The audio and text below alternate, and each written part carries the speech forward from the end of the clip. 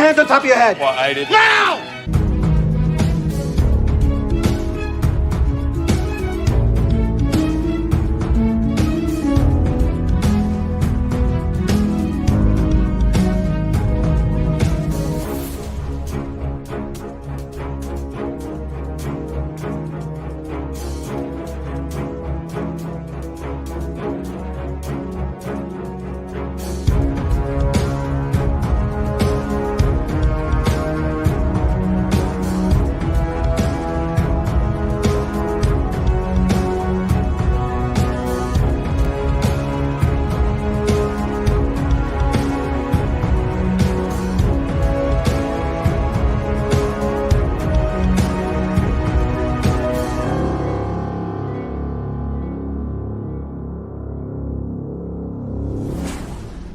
Bet your mother had a loud bark.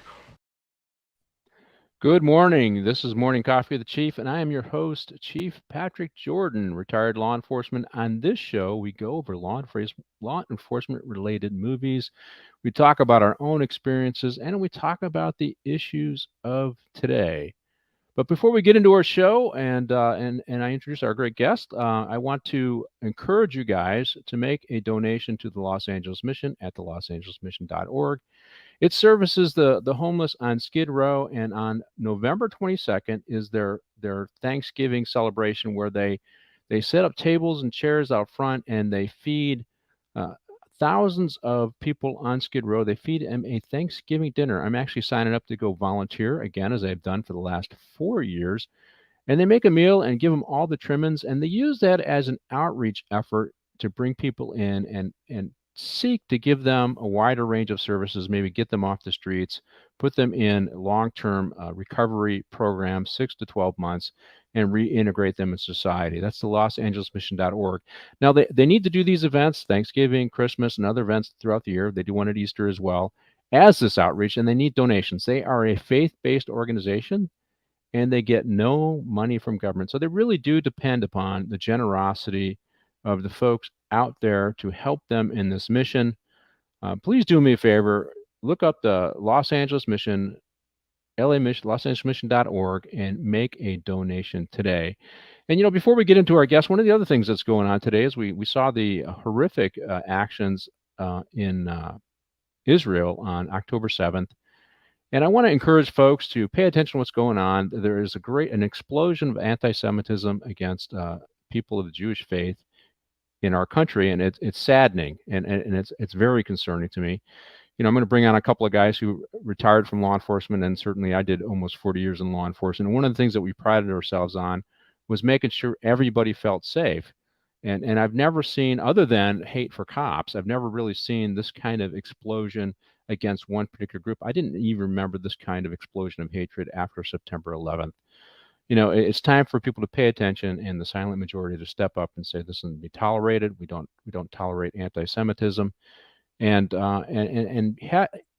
stand up and make your voice heard so that people feel safe and comfortable in their communities. So on this show, we have a great show. We're going to do Mulholland Falls, but before I get into the show itself, let me invite our guests on. I got returning again, Johnny Baylis, retired lieutenant from the Los Angeles County Sheriff's Department, movie trivia buff extraordinaire, former professor from Long Beach, Cal State Long Beach. And John is a very smart guy, but you wouldn't know by looking at him, right? And that's what my fiance says. Yes. And John and I have worked together, and I really enjoy his analysis of the movies, and he really does his homework before he comes on. So, which is why he's a return customer, and you can tell why he's also a professor, because he did his homework there, and so I'm glad to have John back. John, thanks for coming back on the show. Thanks for having me. Okay, our next guest is a retired sergeant from the Long Beach Police Department, which is kind of on the coast, just south of the city of Los Angeles. And I think it's the second largest city in the state, or third or fifth or something like that, but a fairly large police department. And that is Buz. It's Buz Williams. I'm forgetting your last name here. I got it right. Yeah. And hi, how you doing? I'm doing fine. Yeah, they had to change my name there to Buz Williams. So I just put Buzz in when I was logging in, and I can't change it for some reason. So. Oh yeah, well you have to log back, but that's okay. It's Buz Williams. Now Buzz retired quite some time ago. He's living. John and Buzz are both California refugees. They left the state to get away from the politics of the state, and they're enjoying life in a either red or purple state, holding on to those values that we all hold dear. Anyways, Buzz is still working to some degree. He writes a blog for Prescott E-News, and I put a link down there. You can click on that link and read his latest article on the Buzz blog. But Buzz is an interesting character, and we'll get into it, in that his grandfather and father were some of the original members of the Gangster Squad. And in the movie we're going to see, they call it the Hat Squad. So, did they used to call them the Hat Squad? Did they have a variety of names for the Gangster Squad back in the day, Buzz? Well, my dad always said no. He said they didn't call them the Hat Squad because everybody wore hats back then. And I think that the original Hat Squad was like a robbery unit on LAPD. But I don't know. I mean, it was way before my time. Maybe John can remember. Or he's done the research. Well, I think so. We did the Black Dahlia movie together as well, and they kind of try to link the Gangster Squad with in that one as well. And it wasn't really a clear linkage. It was some warrant squad they were working. Then they got switched over to the help with the murder. And I see them doing the same thing here. They want to capture the imagination of the Gangster Squad in both that movie and now this movie, Mulholland Falls. So let me introduce the movie, and we are going to review the movie Mulholland Falls. It was released in 1996. It's an American neo-noir crime thriller. It was directed by Lee Tohori, interesting character. He got arrested for doing something really deviant, but I was doing my research. And written by Peter Dexter, and it stars a great cast of actors, an ensemble cast. Some people might not like these guys. Some people don't like Nick Nolte, but I always liked his work. I remember him in the miniseries. That's the first time I think I remember Rich Man, Poor Man. Poor Man. That. Yeah, great. Excellent. Yeah, he played the boxer, and I really liked him in that one. We also had Jennifer Connelly is in this movie, the beautiful Jennifer Connelly. Chaz Palminteri. Did I get that right?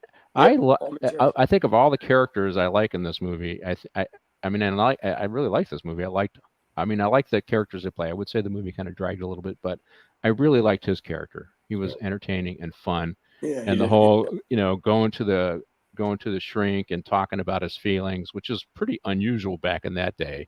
People were stoic. They were stoic. They didn't talk. And then we had Michael Madsen. Now, okay, I'm going to say he played a psycho in the movie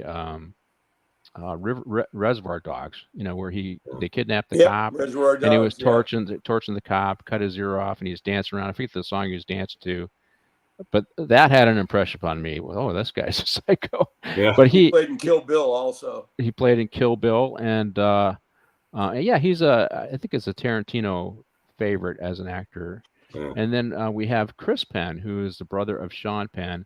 And Chris Penn, although he's deceased now, he had a pretty good career himself, although he wasn't as famous as his brother Sean. No, he was a working actor. He was in a lot of stuff. Great, meaningful roles, more character actor type stuff. And then we had Melanie Griffith, who's in the film, and she plays Nick Nolte's wife, who gets cheated on. Cheat on Melanie Griffin. Who would cheat on Melanie Griffin, right? Exactly. Right. And that was before she had her lips done. She was still beautiful back then. Yeah. Well, she played a little older lady in this movie. And I have a story about Melanie Griffin that I can tell during the show. Andrew McCarthy is in this movie, and he's part of the Brat Pack, right. St. Elmo's fire crowd, and I liked him, but he plays kind of a soft. They call him the fruit. Let's go talk to the fruit.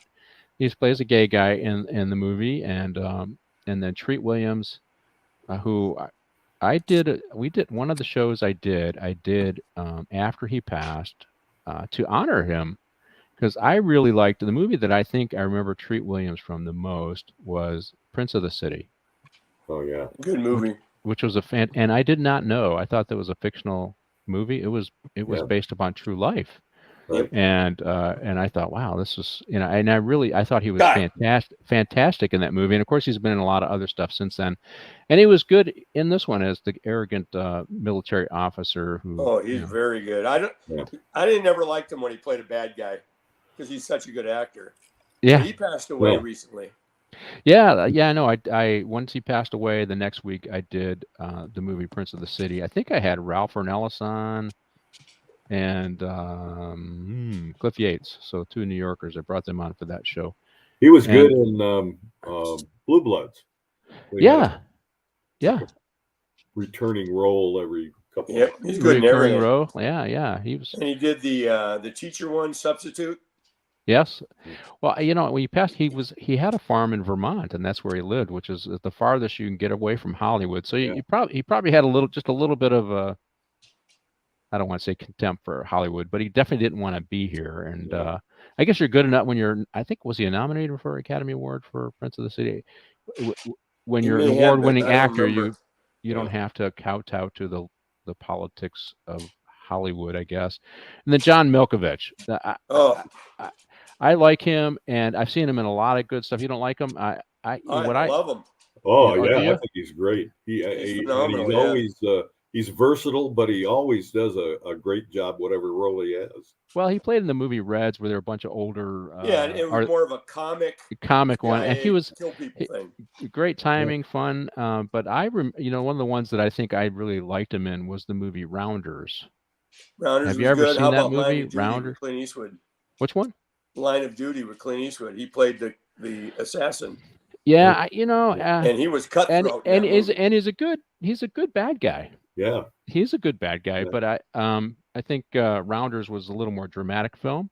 Yep. And that's the betting one. Yeah, that's they were playing poker. Matt Damon was the other main guy in there, and he was a Russian who ran, I think, his own card house, and he got beat by Damon. He got upset, and Damon finally read his tell, and his tell was how he handled his cookies. It was odd, but it was a good movie. I just thought he was everything I've seen. I haven't seen him in anything I didn't like him in. Right, and he was good in this one. He was good in this one. I liked him in this one as well. So what'd you think of the movie, Buzz? I was sure I'd seen it before. But I watched it the other day, and if I'd seen it before, I didn't remember any of it. But I really liked the movie. I thought it was really fantastic. It was very well done. One of the better movies of that era I saw, and it was real.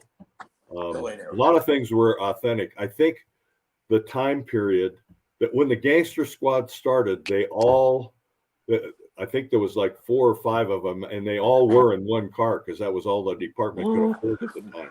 And they would go out. My grandfather, Tom Keeler, and a couple of the other guys, they would go out all together. Thing I didn't think was too authentic was they wouldn't have gone out in a convertible, and that was in the late 40s that they started. Yeah. And by 53, they had, each partner had a take-home car that they could take home. So, yeah, it was probably a cinematic. It's hard to get so you can 4 guys crammed into a thing and have any kind of real meaningful. But no, it was right. So authentic in a lot of ways, and I'll tell you, I know a lot of departments have outlawed the use of a SAP. But if I was in a department that had one, I would have Nick Nolte give the lesson. So the way he used that thing was awesome. Sky. Yeah, that was a flat pancake sap. I didn't like those because they could cut you up.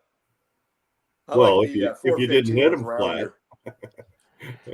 Yeah, I did not carry a sap, but I had a bunch of partners that did carry the sap, and it's very effective in a close quarter kind of struggle. Yeah. And of course, obviously people are wondering, what is that? We all know what it is when we see it, and of course he did use it very, very effectively, right? So, and I liked when he used it on the guy's hands, bam, Yeah. probably I broke like when his he used fingers. on Daniel Baldwin, the FBI agent that was in Oh, yeah. that And was righteous, baby. I Yeah. loved it.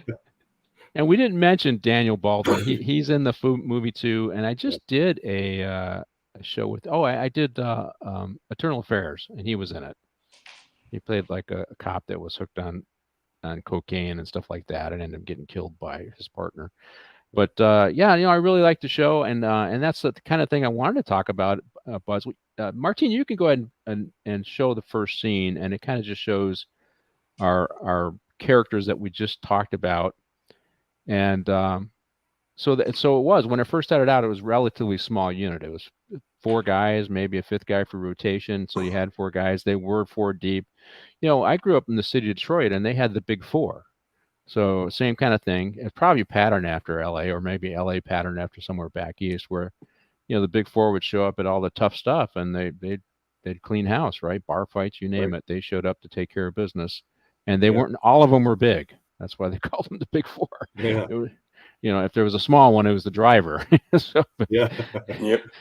and I never had interactions with them, but some of my friends did, and they're all the sons of police officers as I am, and but I never got a chance to see them. So it is real life. So here's Nick Nolte. It is real life. That it was a small unit, answered directly to the chief, and took on whatever role the chief wanted. In this case, they ended up investigating homicide, which that's kind of a specialty investigation. So I'm surprised.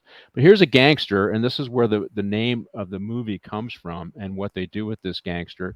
I guess he's from Chicago, and they're encouraging him to come with them, and he's kind of being a smart aleck. And they, of course, he tries to bribe them. They don't take any of that. And I forget who this actor is. I've seen him. William Peterson. He played in CSI Vegas. That's and I like him. And that's he's Rob good. Lowe. Rob Lowe's in there. So they have so these guys are more starting out, but this goes to that ensemble cast they're talking about, right? And there's more later on.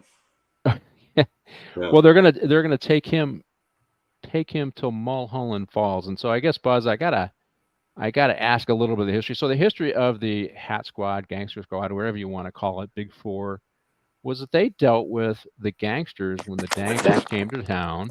The chief gave them great latitude to use whatever methods necessary to encourage gangsters. And when I say gangsters, I'm talking people connected with La Cosa Nostra, or who were just living the organized criminals. Maybe they were safe guys or whatever, but they were parts of crews and they were committing crime, and they targeted these guys, right?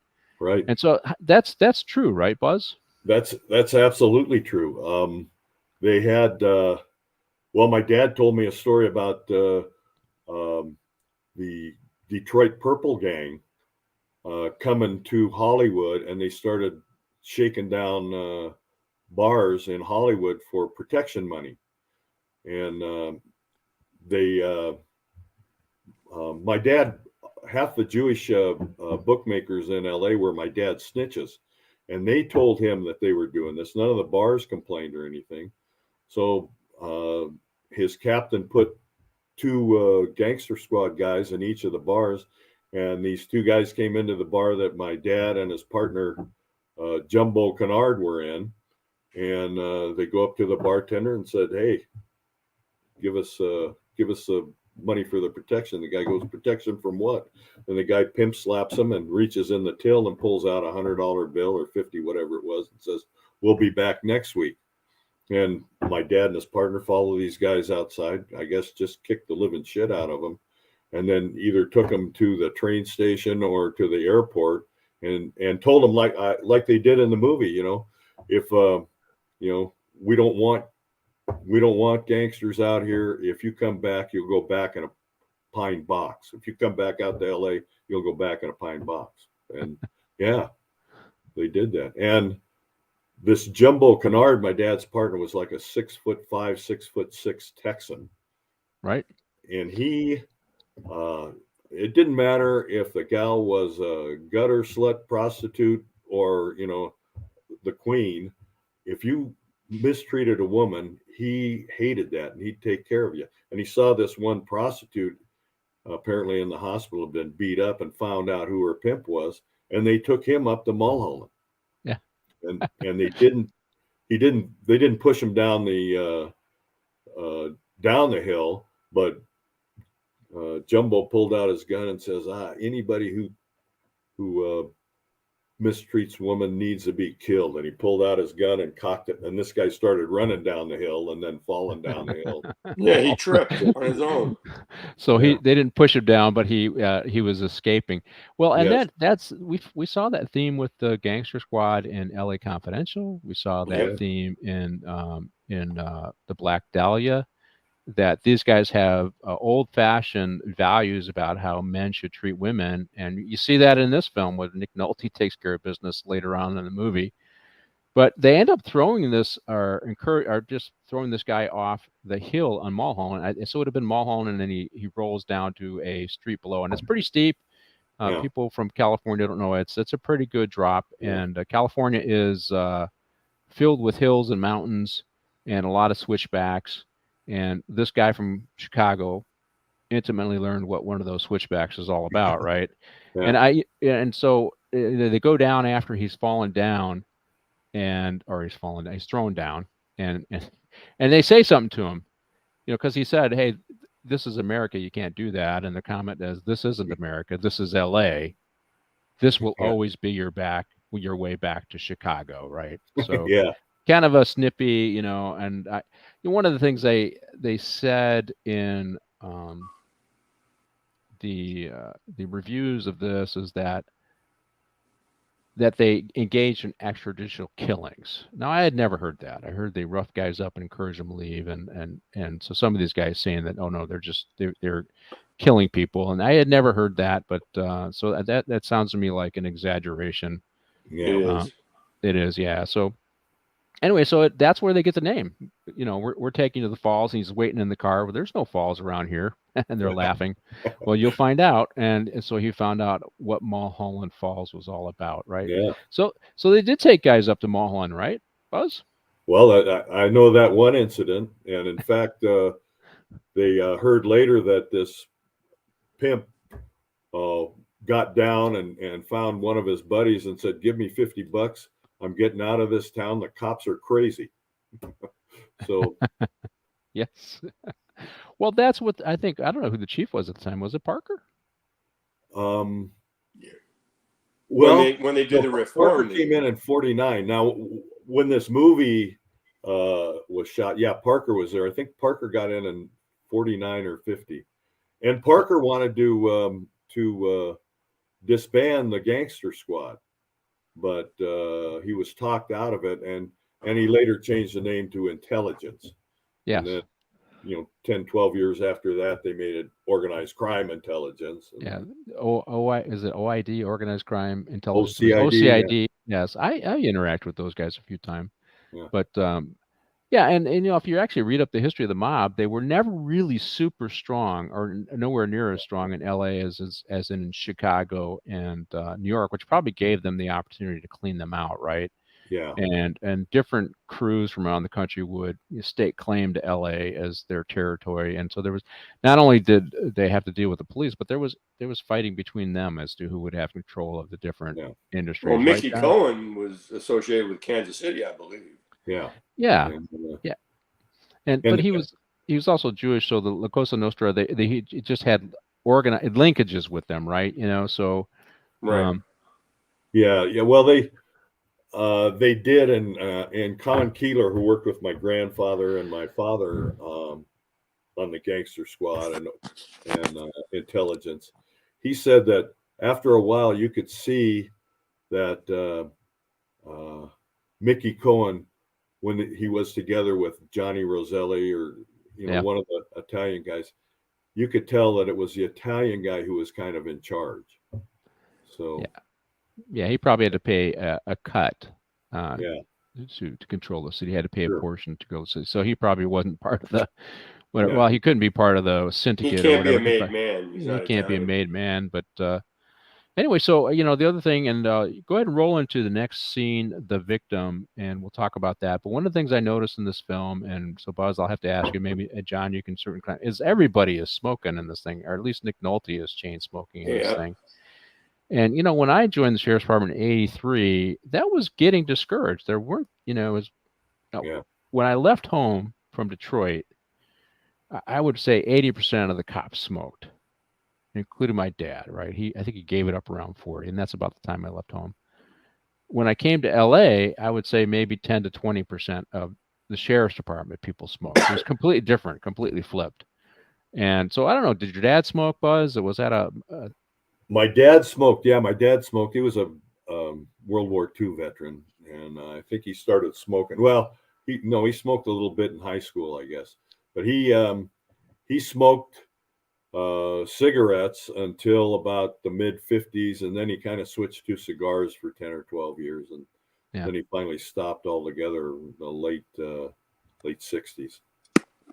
But So when I got on in 1974, I would say 80-90% of the older cops smoked, and the guys who came on with me, maybe it was 20%. It went way down. Complete change. Same thing at CJ when I started in '78. But then they, LA got rid of all the smoking, and even the inmates were still smoking when I started working. And when they built, was it Century and a couple others, they had little areas where you can stick your cigarette to get it lit. They tore all those out once they got rid of that. Yeah. Yep. So in this scene, they are called to the scene of a murder, which is unusual. I wouldn't think that they would investigate murders. Kind of similar to my feeling about the Black Dahlia. And they find a body of a beautiful lady in a field where a construction site. I'm assuming, given the time frame, this is probably the San Fernando Valley, and they're building houses for all the GIs who returned home from the war. And that was when things exploded in LA, and we had all this housing. And no footprints, no tire tracks. And so they're trying to figure out, how did this girl end up here? And all of her bones are broken, right? So it kind of leads to the mystery. How did this happen? How did she get here? And the most interesting thing, it's a tell, here we talked about rounders and tells, right? It's a tell. Nick Nolte reacts when he sees her face, and you can tell, okay, he knows who she is. Yeah. And he's upset, and but he's not saying anything to anybody else. He kept it quiet from his friends. And it's probably like the old school guys back in the day. Nobody asked anything about it yet. They noticed it. They didn't pry into his business, right, John? That was really, when you first come on, people didn't ask that stuff. It wasn't talking about your feelings and prying into your business. But they noticed it, and they didn't ask him, right? Yeah. We got Rusty says, I remember when we had ashtrays in the toilet stalls. Yes, I remember that too. Ashtrays in everybody's house, ashtrays in the toilet, ashtrays in the car. And that's another thing, John. One of the things I really like about this movie is all the cars. They're cool. Oh, beautiful. Yeah. Yeah. I do love the old cars. I don't have the skills to take care of them, but I do like looking at them. They're almost like pieces of art. Yeah. I love that. I love that Buick convertible. That thing was outstanding. Oh. That really was a work of art. Yep. Yeah. And it's a tank. Yeah. Yes. You hit a car today, everything crunches. That thing you hit, you wouldn't even have dust on it. Well, and if you get hit by a truck, you're going to survive, right? Or exactly. Beautiful car. Yeah. Yeah, and so all the chrome on those cars, when I watch these old movies like this, whether it was L.A. Confidential or the Black Dahlia, I really do enjoy the wardrobes that they bring back, really cool styles. And maybe not practical in the summer heat in L.A., but I did like the styles. I mean, even Chinatown. We'll have to do Chinatown at the movie too. I love that. And then the old Art Deco buildings that they find to do the scenes in, I really liked. And then the cars. The cars are always really cool. And it's, I guess if you're going to rebuild a car and have it in LA, you got a chance to make a little money off it by getting it in a show, right? Oh, yeah. Yeah. So he knows the victim, and he knows who she is, and And there is a scene that I didn't show, but where Melanie Griffin is his wife. So we establish where he is at, and they have some black and white footage demonstrating that they went to a party, and that's where you first see our victim, and her friend Jimmy Fields. They call him the Fruit, right? So her friend is there too, and as they do their investigation, they're learning that she might have been, or at least her friend might have been, developing scam. Or no, he wasn't. He ultimately wasn't bribing anybody. He would just take pictures of them because he just a deviant. He liked watching what was going on and reliving, watching these sex scenes. And so he's the one who's taking these films. And the people who killed her are some really bad guys, which we're going to find out. And so they're pursuing the leads. Where she lived at, her house has been ransacked, and Jimmy Fields ends up he's the informant, right? He ends up being the informant. He's hiding. They find him at the beach house, or he gets a note. He gets the video sent to him regarding the party, right? Yeah. That they were at with the general, and a phone number, and that phone number says, basically meet me here. And then he meets with Jimmy Fields, who is McCarthy's character, which they affectionately refer to as the Fruit, and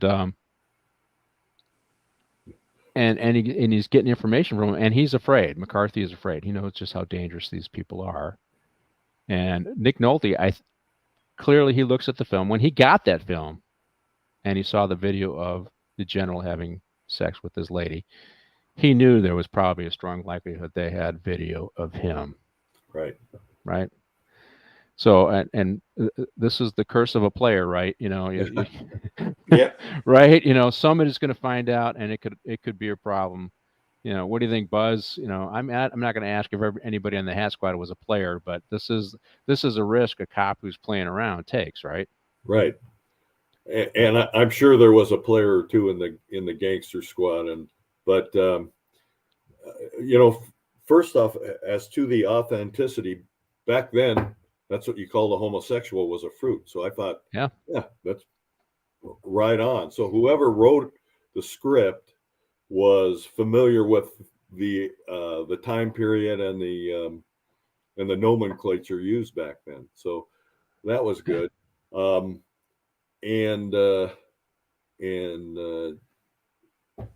what kind of lessened the credibility was Chaz, his character talking about going to a psychiatrist. Yeah. I'm not saying that there weren't cops who went to psychiatrists, but they never would have told anybody anything. And I realized as a writer, you need to get some information in, and he was used for that. But that part of it, no cop would have ever copped out to be in a. Well, I agree with that. But if you look in the movie, there's a photo of all of them in the service during World War II. Oh, yeah. And they were all partners in the service, and then they went and became cops. Yeah. And Paul Materi is a little on the slow side.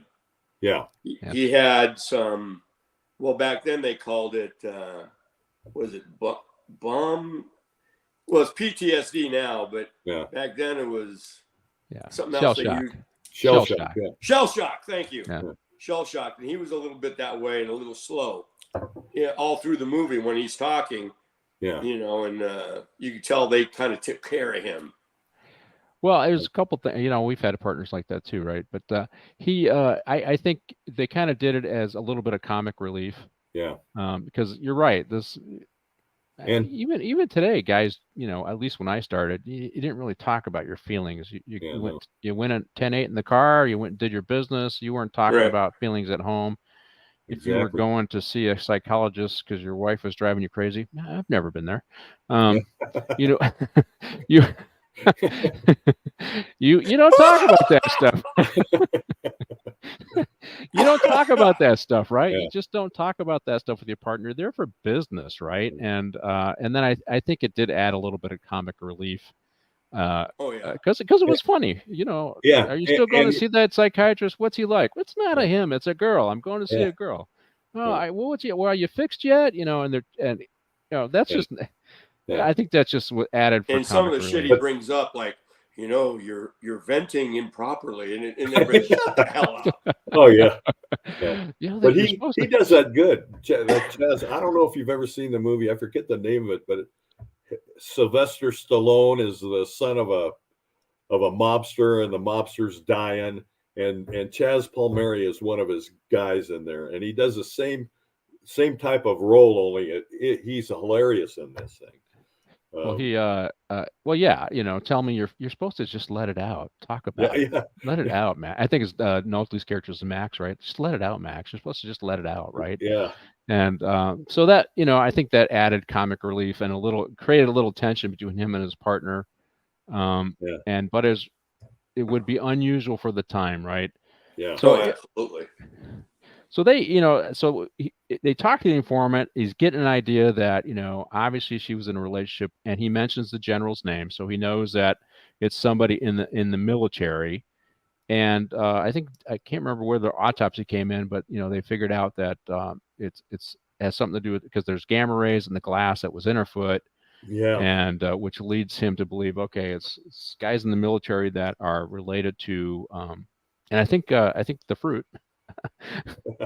Jimmy Fields indicates that the atomic. They said, what's the name of the guy? And one of our smarter investigators, the partner, I think it was Chris Penn's character, said, "Oh, he's the head of the Atomic Energy Agency." Yeah. And that was a big deal at the time. And we Yeah. just finished World War II, right? And we dropped a couple atomic bombs. I don't think the Soviets had exploded their first bomb yet. I didn't think that came till 53. Right. So we were the sole nuclear power, and the military had a big stake in that. So we had a general who ended up being in charge of the Atomic Energy Agency, which is probably not unusual at the time. Yeah. And a lot of people didn't. They knew, they would drop them on the Japs, but beyond that, they probably didn't know that much about it, right? And right. So I would have surprised that one of these guys would read the newspaper and read that, Yeah, and know the guy's name. Well, we dropped the gadget, which was the bomb in White Sands, Alamogordo, White Sands in New Mexico, in July 16, 1945. They had 300 servicemen within the blast zone on purpose to see how, and that's when they're doing the filming, and he catches that film. You see all the guys wrapped and their skin's falling off. They wanted to keep that quiet from the public. Yeah.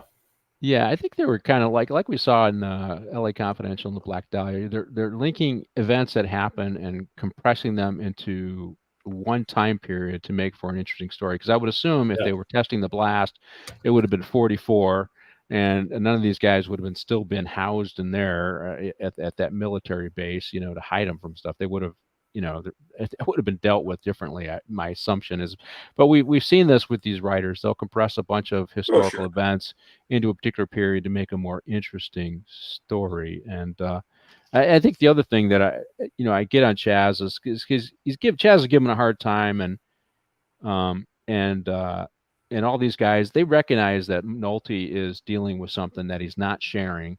Yeah. But they're all loyal to him. Nolte's got to go do something. No, we're all going. No, we're all going. We're all going. And that's what it was like, Buzz. Everybody did things together. You get tight, a team like that, right? Yep. Oh yeah, you definitely do. And I think the lieutenant in the gangster squad was a guy named Willie Burns, and they all liked him and respected him, and would have done the same. And and later on they had the same feeling for Parker when he was chief. So yeah, that was pretty authentic. And there's other scenes in there. God, when they pick the lock at the military deal, I have a lock pick kick that's exactly the same. The black leather and the me too. It's exactly. I mean, it's exactly the same. It was.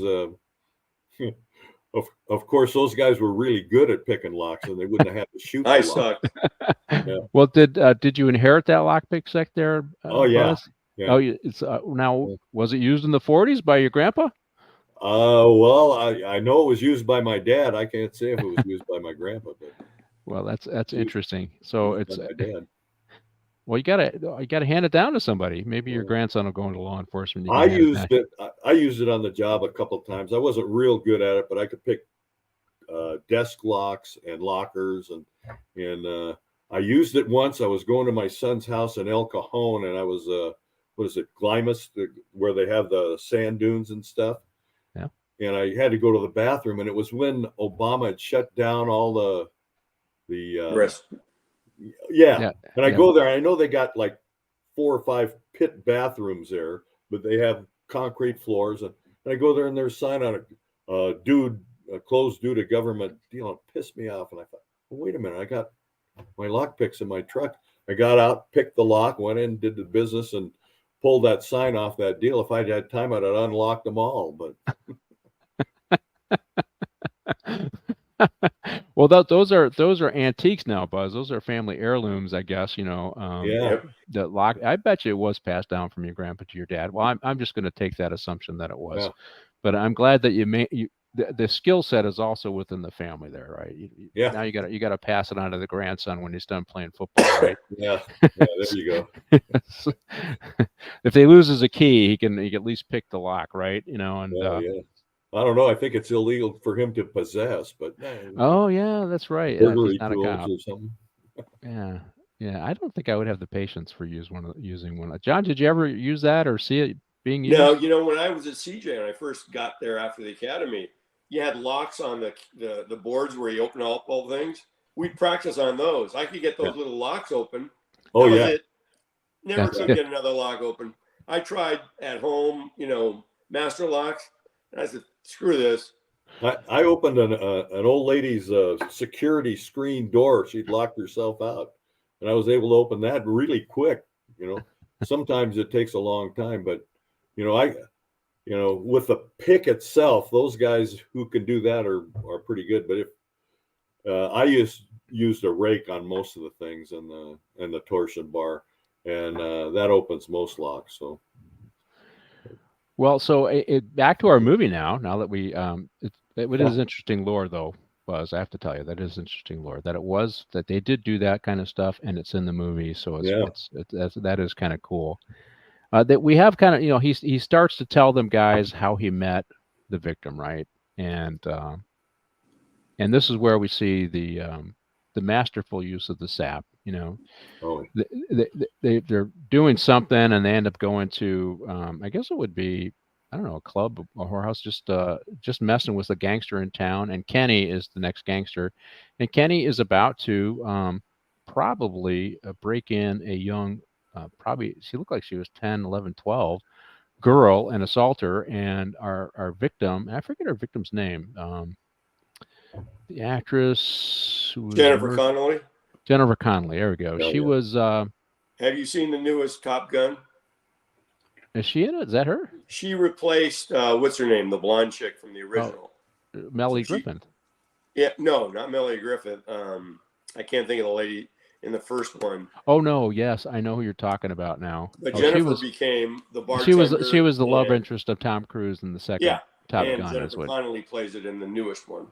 Yeah. But in this one, she stops Kenny from doing this. She won't let him, and then of course he hits her and is going to give her what I think is a shot of heroin. That's a hot shot, a hot shot, and that's when Nick Nolte comes in and says, "Hello, Kenny," and so here we are. They're having their discussion, and there's the little girl in the background, and there's our Jennifer Connelly, and here comes Mr. Hoover. Now, at first, I didn't realize his last name was Hoover. I think they just nicknamed him Hoover because of the FBI, but you find out it is Hoover is his last name.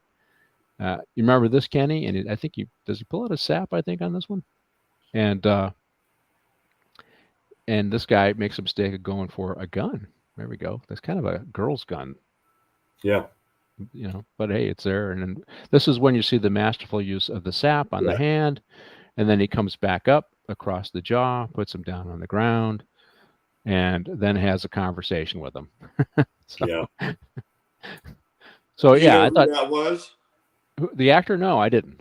Yes. Have you ever watched Bosch? Yes, that's Bosch. Titus Wolliver. Titus Wolliver. That's him. Yep, that's Titus Wolliver. I think Boy, I'm you on don't recognize him with a black hair and the black hair But coming as soon as back. he spoke, I knew it was him. yeah. And then I looked it up, of course. Well, I've been asked, are you going to do Bosch on this show, right? And I haven't quite tackled the series because you'd have to watch numerous Yeah. episodes and talk about the theme. Well, the first one was like 4 seasons or 5 seasons, Yeah. and this one's in its second season, The Legacy.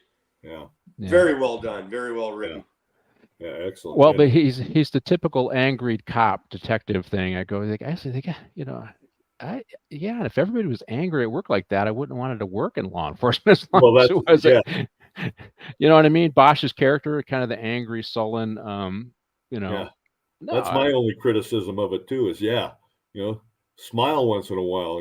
Tell a joke or something. But you know, I yeah, mean, he doesn't do that. But it is a good show. I did work with a guy who was, you know, his dad died and mom abandoned him, and you know he was taking care of the siblings. Then he ended up in foster care, and he was the happiest-go-lucky guy. But in the Bosch Oh yeah, character, I mean, he's angry and sullen, you know, yeah, and vengeful and vindictive, and you know, smart alecky, and you know, executives, they let that stuff go so far, right? You know, the whole smart alecky. So they get information from Kenny. Of course, they're starting to needle him for information. Well, what's going on? You know, what happened? You know, who is this gal? They're trying to get information out of him, and I think one of the things that's said in this part when he was, is this your way? Oh, this was Jennifer Connelly says to, because she's obviously attracted to him, tough guy. yeah. She says, "Is this your way of dispensing justice?" And I like this line.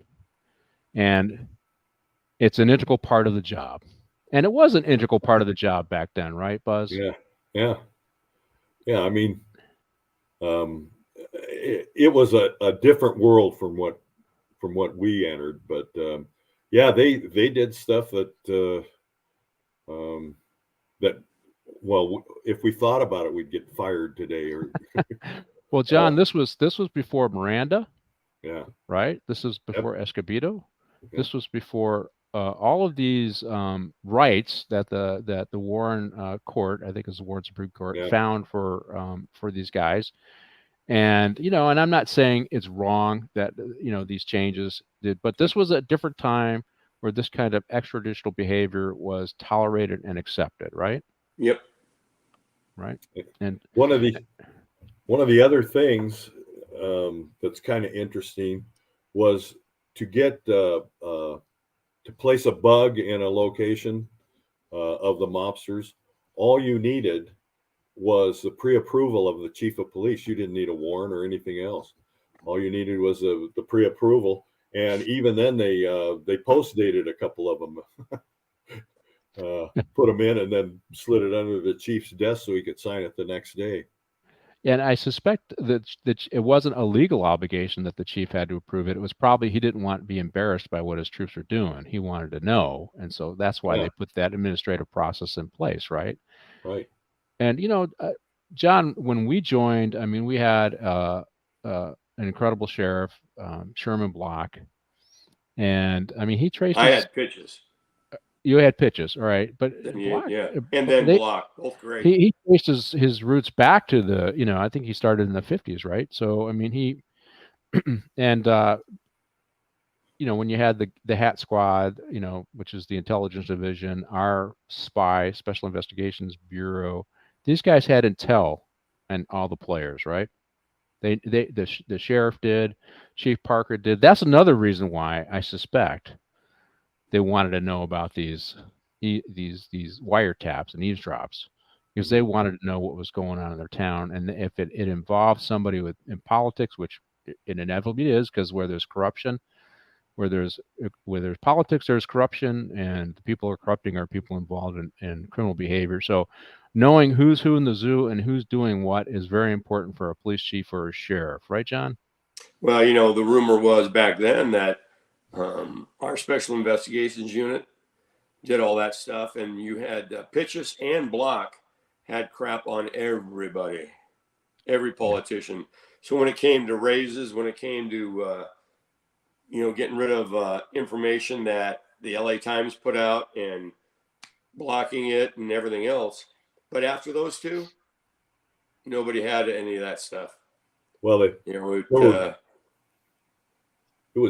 were books published about that, and they, they would come out and say, that like J. Edgar Hoover, they had all this information and they were using it to blackmail politicians, and they were targeting these politicians. But my dad told me they didn't target these politicians. What would happen? They'd be staked out on a illegal brothel or crap games and stuff like that, and they'd take license plate numbers and write descriptions of the people who went in, and then they'd run the plate. Oh, that's Judge so and so, or that's the mayor of Hawthorne going in there. So they would start a file on those guys, but they weren't targeting those guys. Those guys were making themselves known to them by their committing their own illegal acts. Yep. We got rid of gathering information on politicians, but one of the things I think it flipped, and now we have politicians demanding private information on police officers. Yeah. And I think it's all about to use it against and control the police in what I think are extrajudicial ways, and using their authority, I think, corruptly, simply to have control. And I think a lot of that is really about protecting themselves, or just use it for political gain, not really about keeping their communities safe. Yeah. I mean, I don't know if you guys feel that. Well, look at Alex Villanueva as sheriff. I was not a big fan. He did some things right. He did some things wrong, but he was better than I expected. But he was doing a major league corruption investigation of the Board of Supervisors, and they were getting on the news, and they were lying and denying on the news. That type of stuff. And then all of a sudden, he's out. They got a new guy in, and all that investigation is gone. Yep. I also think that that a lot of this, the federal government is trying to get, take over eventually local law enforcement. That's why you have all these consent decrees that, completely ruin a lot of productivity, because every time you stop somebody, you have to fill out a 40 question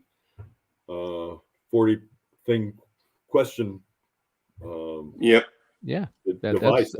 In fact, I talked to Luna about that when he was chief of Long Beach, and he said, "Oh, it's not that bad. They have it all on their computer, and they can just do check marks and stuff like that. So. Yeah, it brings up a report. I was doing some research on, just getting ready for different subjects and shows, and there's a report they do every couple of years. It's how many contacts versus how much force is used, right? Yeah. And if it's actual force versus actual contacts, when they say contacts, it's everybody. It's informants, it's suspects, it's witnesses, you name it. And it's a really small number. But what they did, and I'm assuming, because I don't know when it started. I wouldn't be surprised if it started under Obama. But it's 2% is force used against all contacts, which I thought, well, that's high. That doesn't fit with my expectations. I would think it'd be less than 1%. I mean, just a fraction of 1%. Well, then you have to look at the definition of force. And so I looked at what's their definition of force. Well, the definition is actual force used or threat of force. So if you pull over a gangster that just did robbery and you point your gun at him, that's a threat of force. If somebody's going to is saying they're going to fight you, and you pull out your pepper spray and say, well, I'm going to spray you with this, that's a threat of force. So my assumption is when they created that report, they realized, wow, the numbers are so low for actual force that we have to pump them up by manufacturing force, by saying, if you say, put your hands behind your back or I'm going to hit you, that's force, right? So, and that's what I believe is going on. And then they use this data to say, well, police use force in 2% of cases, which is way too high, but they don't clarify what that means. They don't clarify. Well, that's on purpose. Right, and that's the way I see it. Is it's on purpose. So they use this data to manipulate the narrative, and it's just to me, it's bullshit. That's one of the first steroids. I don't really say So, hey, Chief Patrick Jordan, Chief Gentleman and Chat has been AFK. I don't know.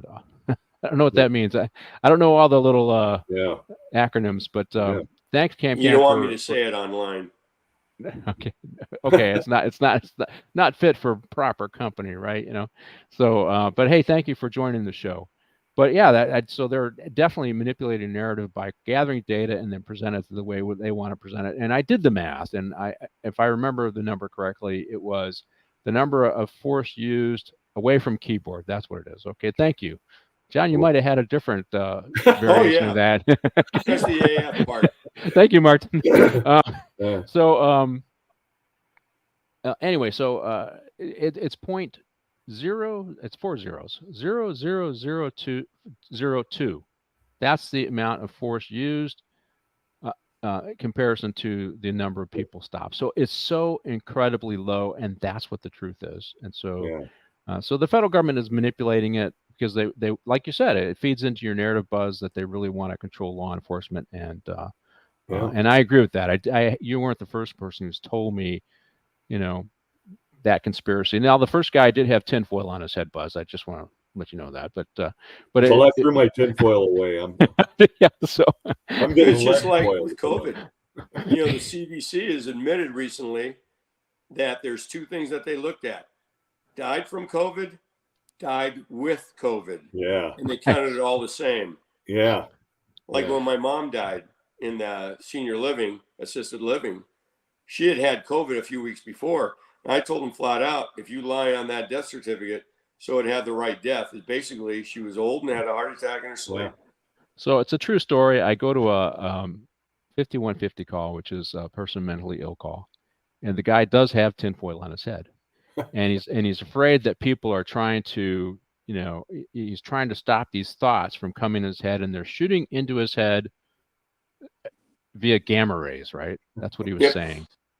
And, and you're kind of like, okay, well, I got to take you somewhere to, so we got a room, so we got a room where it's all surrounded by lead, stops the gamma rays. We can take you there. Oh, you can? So he was really easy to take to jail. I let him keep his tinfoil on to stop the gamma ray thoughts from getting to his head. So it's just, well, speaking of gamma rays, so they got gamma rays in her foot, right? So in the glass. So hey, this kind of fits, my stories and the gamma ray. And this is where they say, hey, let's talk to the fruit. And there's discussion. Chaz's character has a discussion with Max. He's pressing him for more information. Max gets mad at him. They have an argument. I don't show that scene, but they have an argument. And one of the things that I thought was, as you guys had some really tight partners, he says, we're still friends, right? Yeah. So his partner's kind of worried that Max Nolte's character might kick him the curb. But no, they're still friends, right? And I kind of like that scene. You should be able to have these conversations. Yeah. And Buzz, did they get that tight? Did your dad get that tight with his hat squad or gangster squad, and they maintain those relations for the rest of their lives?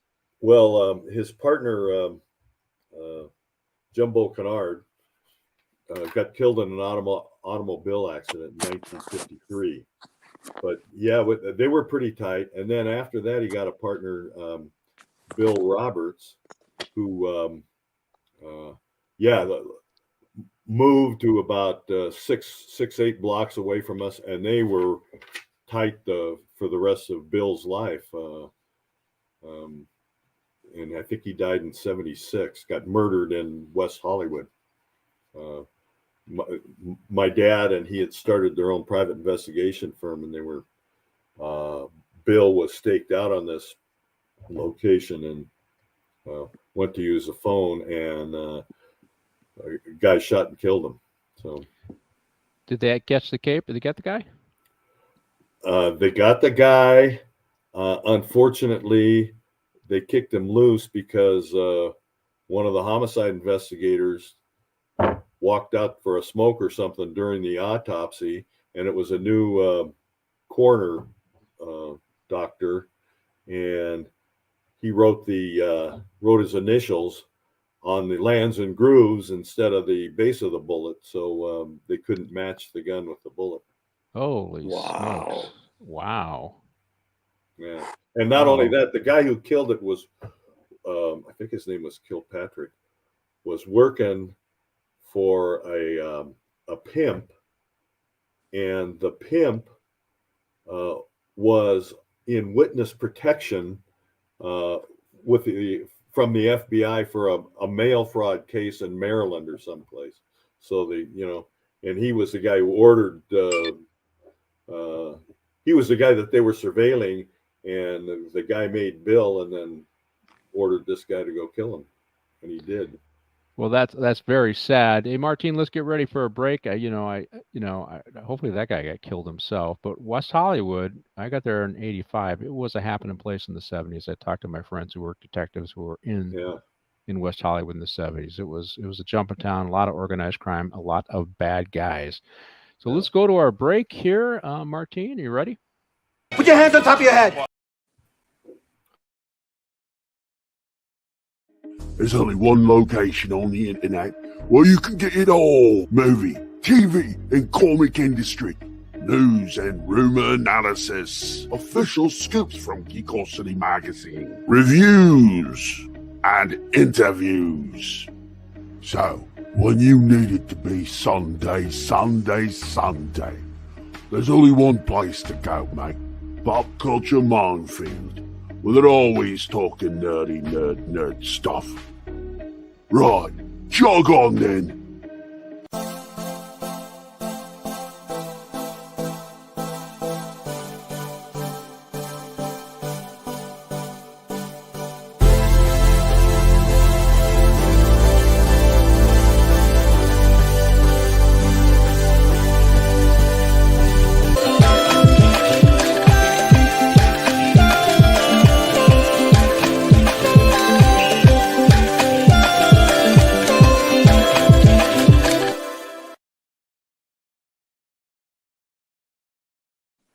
Okay, welcome back to Morning Coffee with the Chief. I just want to remind you, if you're watching us on YouTube, that we need you to subscribe to the show, like the show, see that little thumbs up, hit that thumbs up, and leave a comment. And also, share it with a friend. We're trying to expand our reach. We got some good commentary here today on this particular movie, but share it with a friend, like the show, and subscribe to the channel. And if you're following us on Rumble, you follow us. They don't do subscribe, it's follow. Follow us on Rumble. They do a like. Hit the like button, make a comment, and also share with a friend. We are growing our Rumble channel, and we really need your help. Hey, listen, even if you listen to us on YouTube, go over to Rumble, create an account, and follow us there as well, so we can help build our numbers. So, hey, gentlemen, so it's time to get into the general, and this was an interesting thing. These are guys who are used to having their way, right? And they follow the leads, they follow the evidence, and they end up going out to, I think this is a base in Nevada. I don't think it's in California. They go all the way out to Nevada, and they want to talk to the general that our victim had a relationship with, Jennifer Connelly had a relationship with. And of course, they get stopped at the gate. So here's the LAPD guys who usually go wherever they want, get told by the military. Some 18-year-old looked like to me, boot, no, you can't go there. You're not allowed in, right? And this is probably Treat Williams' character doing some interference. Yeah. And that doesn't stop them, Buzz, right? And it probably wouldn't have stopped your dad or your grandpa, right? Nope. They'd have gone, they'd have found some way in and some way to talk to the general. If they had to stake out the base till the general left or whatever, if they couldn't get in. But they had ways of getting in, and they got in a lot of places they weren't supposed to be. And so they get in, and I did, okay, so I wouldn't say I'm an expert on nuclear stuff, but the fact that they could get close to a bomb crater that was supposedly created by a nuclear bomb, okay, that doesn't look realistic, but they find a back way in, they shoot the lock off, and they get on, and they're looking at the blast. They realize what it is, and Nolte, I think he takes, when he took some of that glass and he put it in his pocket, I go, okay, well, he's not going to have any kids anymore, so that's what I was thinking. Was he, I guess, and this is a time when people didn't really understand the danger of nuclear energy, right? And I mean, he's putting it in his pocket. I mean, just the mere fact that he had it in his pocket means his pants are contaminated. And I don't think you can wash that out, John. What do you think? Yeah, no. Yeah. It's kind of like when you go to the dentist and they do x-rays and they put that big lead thing over you. I'm like, don't worry about it. Oh, no, you'll never have kids. I go, good. So these guys, a couple of them, they end up meeting with the general here, who seems to be very pleasant, and they clearly acknowledging that the stuff about nuclear energy is way beyond their knowledge. They don't know, they don't understand. They're not pretending that they understand, but they're not there for that. They just want to know who killed this girl and what his relationship with her. And then he gives his alibi that, hey, we had a relationship, we had a party, and I think he kind of acknowledges, you understand, powerful people, sometimes they need an outlet, and she was my outlet, and I cared for her deeply. And you get the sense that he's genuine. He probably knows his staff killed her because of what was going on, right? But I personally think he ignores it. He just assumes she was killed by somebody else. But but he, you get the sense he wasn't involved. John, what'd you think of the scene? Yeah, I'll tell you one thing. Treat Williams, the way he acted in this, he would be a perfect guy for the DOJ or the CIA right now. Yeah. It's all about God bless America, and which is fine, but it's all, what's that word they use? That it's violating something. I can't remember the word. Oh, the Constitution. Yeah, it's violating the Constitution. Yeah, it's just with need to know basis, and you don't need to know. Yeah. Well, yeah, it's confidentiality, and what are top secrets. Yeah, but something would be harmful to the United States. Yeah. Right, and and the general does get into that a little bit, but I think, and here's the problem. I mean, we could certainly relate it to what's going on today in FISA warrants and all that stuff, where they take license because they believe that the ends justify the means. I mean, we saw that with. Yeah. I don't want to get too deep in conspiracy involving Trump, but the fact that they bootstrapped their FISA warrant, and everybody here has written a search warrant or is well aware of search warrants, and bootstrapping is exaggerating information to strengthen a warrant to get what you want, right? And that's exactly what the FBI did in bootstrapping their FISA warrant to be able to go after Trump, which is unconscionable, particularly since it was done at the highest levels of the FBI. And so, John, to your point, in this scene, yes, we protect the secrets of the United States, but there are boundaries. Would you agree with that? Oh, absolutely. Yeah. And they're pushing the boundaries on this, right? Yeah, they are. Go ahead, Buzz. When they kill the girl, that's obviously pushing the boundaries, and if you think about it logically, it was totally unnecessary. What would she know about, right. What would she understand about nuclear fission and the bombs and everything? But she obviously knew something was going on out there, and they didn't want that out. But wasn't it? Well, when the Fruit, Andrew McCarthy, took that video, and you see where Kyle Chandler is playing the captain's part. Yeah. And he looks over at the one building. Well, that's where they had all the radioactive members that were all affected by it. Well, they didn't want that to get out in public. So that's information that could directly hurt the United States. Yeah. And they took it to the nth degree, which is way too far. Yeah. Like the FISA warrants. In fact, the FISA court, by the way, came back after they found all this, and they chastised. They said it was unconscionable what they did, but you don't hear that in the news. Yeah.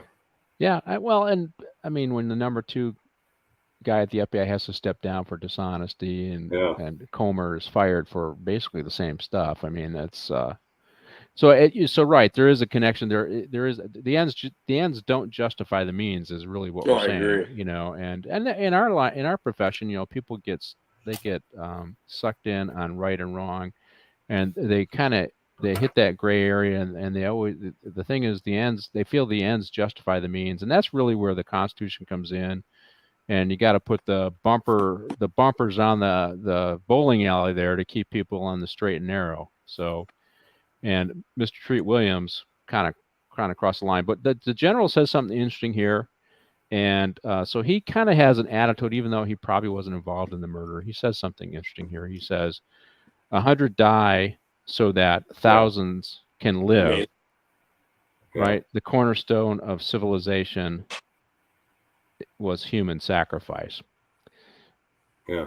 Yes, I mean, I think for human survival, people sacrifice themselves to, I mean, it's not any different than other, animals will fight to protect the pack. I mean, those kind of things happen, and human beings will sacrifice themselves to save, their family and make sure their family's good. And we saw, in this era, every one of these guys probably went to war, right? Every one of them were in World War II, most likely.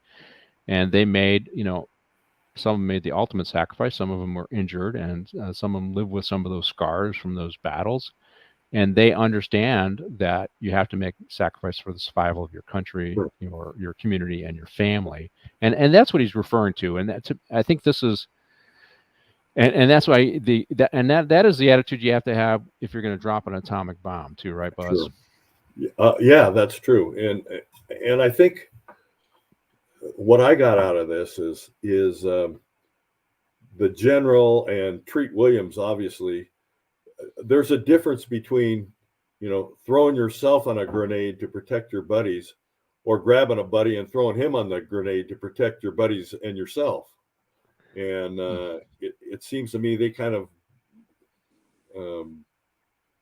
don't equate. They blurred the lines. Yeah, blurred the lines. Good. But in the scene, though, John, the bad guy is Treat Williams. You pick up that one right away. I'm large and I'm charge. We're going to do it my way, even though he's backed off by the general to some degree. Yeah. And I think Nolte comes out of this meeting. He's got his pigeon identified. Oh yeah. So and it's Treat Williams, and but I thought it was an interesting scene. But so they harass these guys, and of course what happens after all of this is the feds start putting pressure. And this was the interesting thing. They start putting pressure on the chief of police and that I did want to get in there, right? So we got let's see, Admiral's back. Treat Williams has an agenda all his own. Yeah, he does, and I'm not sure if he's expected to promote and take over the general's position. I get the sense that the general is actually a technical expert in this stuff, and Treat Williams probably is just the security guy. But I don't know that to be sure there, Admiral. So they put pressure on these guys, and of course, the federal government is mobilizing. They're gonna circle the wagons and try and protect the general and protect what has happened. And Hoover isn't in place at this time, right? But there's two interesting things about this, and we could certainly talk about Hoover. But one of them is the recalcitrance of the chief of police being told by the FBI what he needs to do, right? Yeah. He pushed back, and Bruce Dern. Yeah, and another great actor. That's right. We didn't even mention him at the beginning. Bruce Dern. The guy that shot John Wayne. Hated him in that movie, but he and that's what Parker would have felt the same way back then. Parker did. And if you remember when you and I were working, when we had to deal with the feds, whether it be ATF or FBI, they lie, they deny, they never tell you half truth. They tell you half truths. We hated working with them. Hated it. Yeah. So Parker would push back against these guys too, because there's corruption at the federal level too, and he's trying to maintain a clean city, right? And if there's corruption and the feds are interfering with them, that's still corruption, right? Yeah. Yep. And they did really hate each other, J. Edgar Hoover and Parker. Really? And no, it was vehement. They Parker kept saying, "Hey, there's organized crime," and Hoover denied it till the 57 when they had that big meeting in upstate New York. Yep. Yeah, and then he finally had to admit that there was organized crime, but he denied that there was up until Yep. then. And Parker kept saying, "No, that's all over the United States," because they're getting guys in from Cleveland and Kansas City and Chicago and New York and New Orleans, Miami. yeah. Kind of like the latest stuff going on now.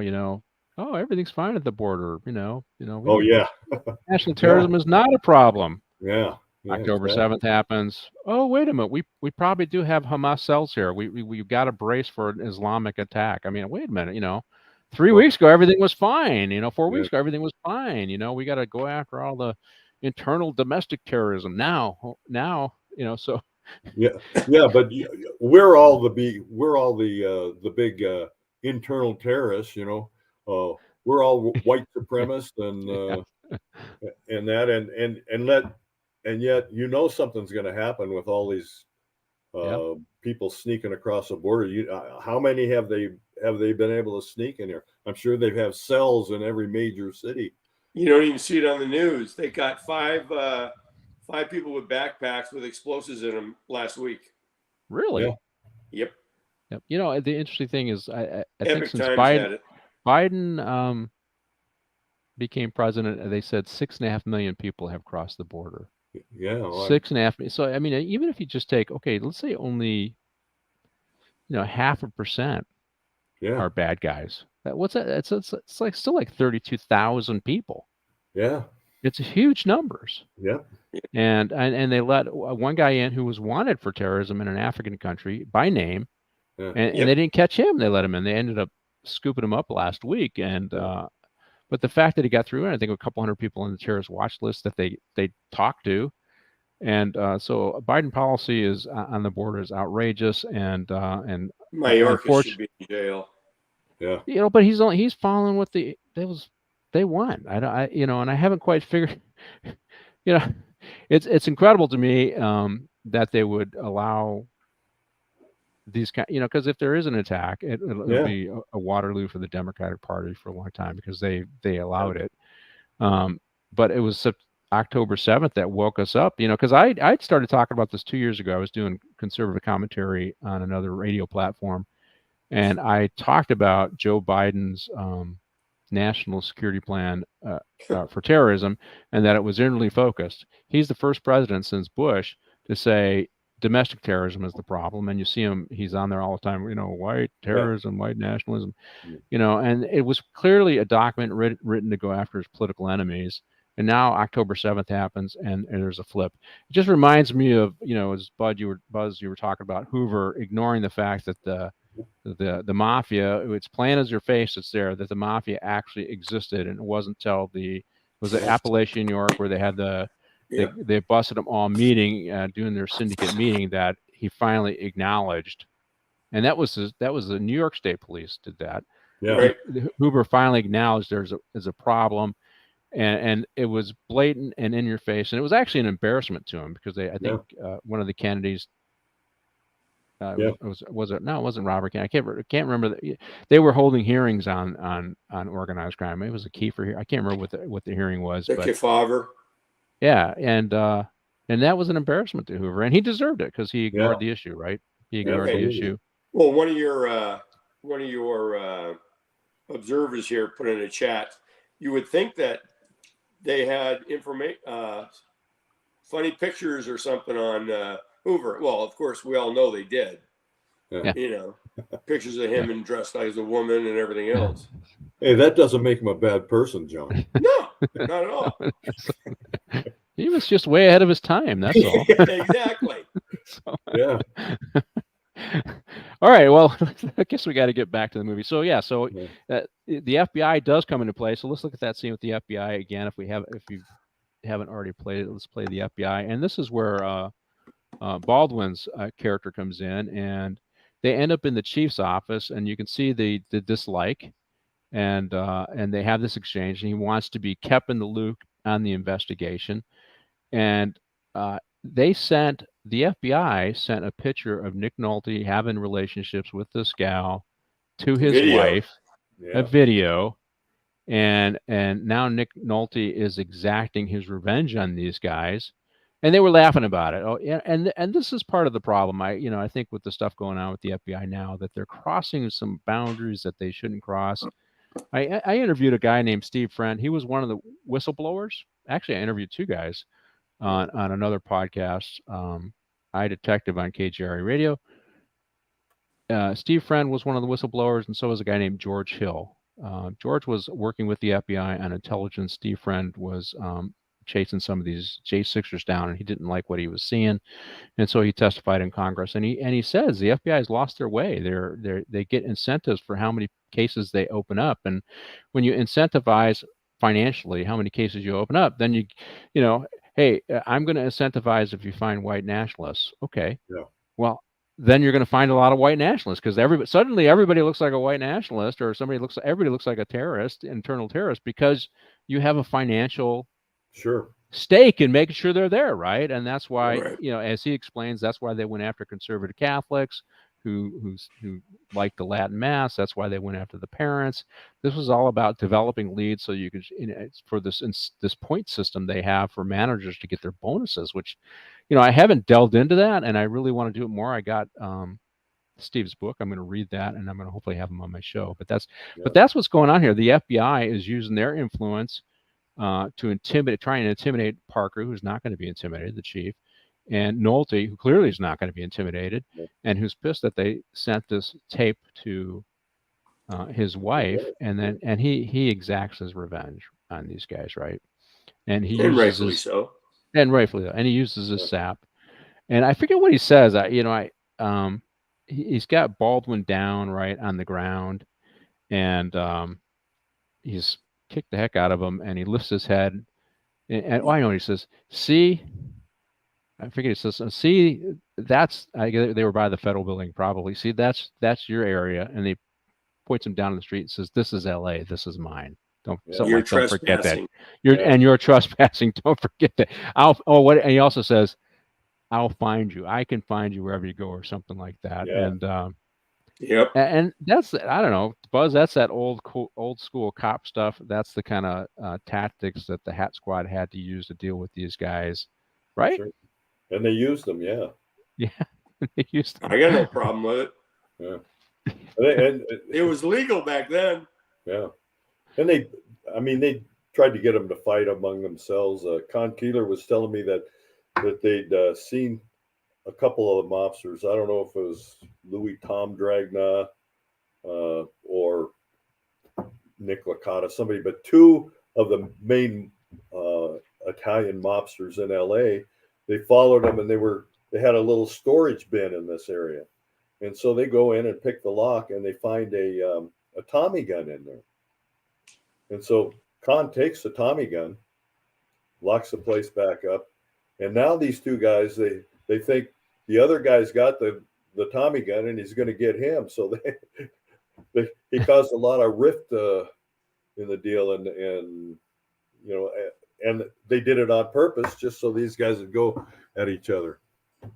And Johnny, what do they say? Hey, if they're going to take you out, it ain't going to be somebody you don't know. It's going to be somebody that's your friend, You're right? Damn right.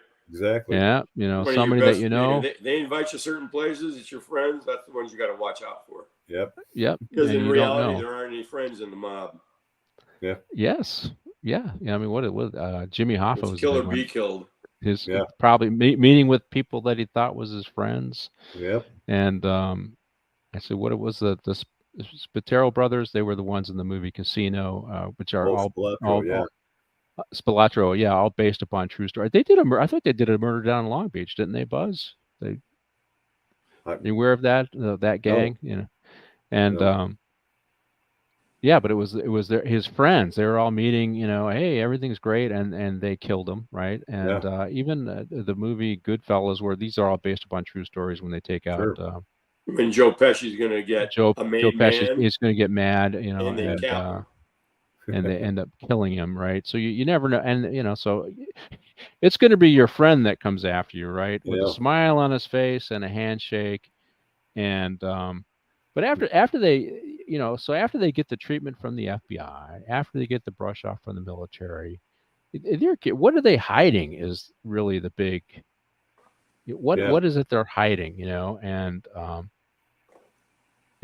so that's the scene. So they're trying to figure out what is it that they're hiding. I mean, they're just government officials doing their job. Why is it that they killed this gal? What exactly are they hiding? Go ahead and show that scene, Martine. What are they hiding?